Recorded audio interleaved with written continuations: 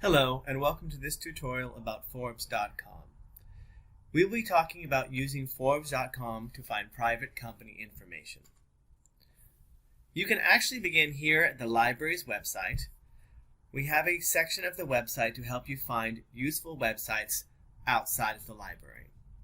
It has recently been moved to our research guides, and then you can scroll down or search for useful websites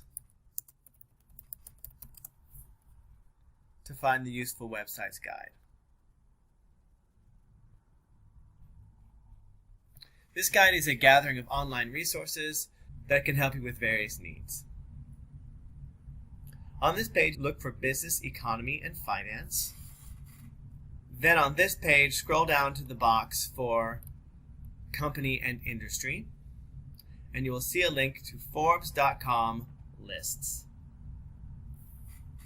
Forbes is an active site connected to a lot of financial issues. There are a lot of very useful sources and lists on this page, but we are going to be looking specifically at the Companies section.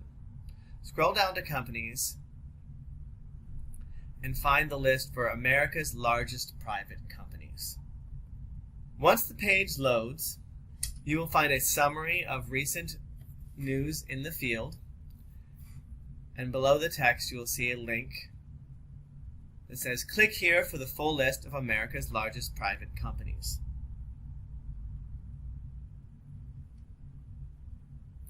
This list can be sorted by rank, by company name, state, industry, revenue, or employees.